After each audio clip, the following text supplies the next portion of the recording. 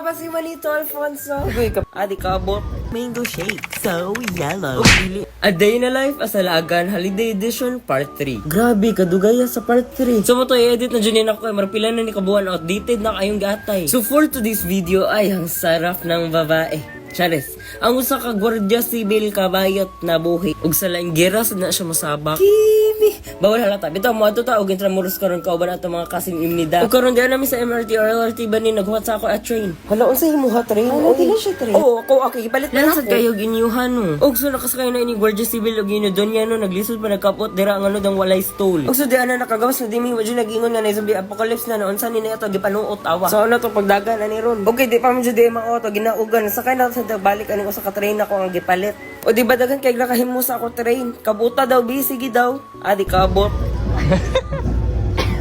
Og mo tulog kay di man kaabot nagkidrama feel sa na siya sa kilid. Hala kaluoy. Ate baka masapa ka ni Gong Yu. Og mo tulog kay nakaabot naman jud ta sa Intramuros og kay first time man ako diri nakaingon jud ko og wow. Wow! Mao jud din ni Intramuros ma feel jud ni mga mura kag naa sa sinaunang panahon. Kay kinsa bagoy dili nga mura naman kog si Maria Clara. Ay, feeler. Idas mo na siya diha bi. Hala yan na ba si Manito Alfonso? Uy, kapiling mo. Uy, Kimi, mabash ang babae. Ubayan na lang sa siguro ipakita na ko yung pabutong ako gipalit pag New Year no. Wadyo na postlan mong gi-display na lang diri sa Manila. Ang muna na kay nakasud naman sa Jude me, mag-picture na. Unsa di ay? Lain sad kay mamuri ka to diri, masagpaan niya tang Dr. Jose Rizal.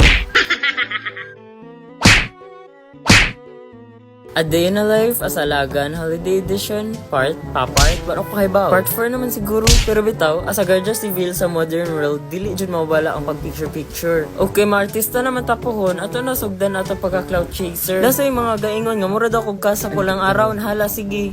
Ngayon po, ito po tayo ngayon sa kasagsagan ng gera sa Fort Santiago. At ito ako ang kaganda-gandahan kasi yan ang tunay na lalaki.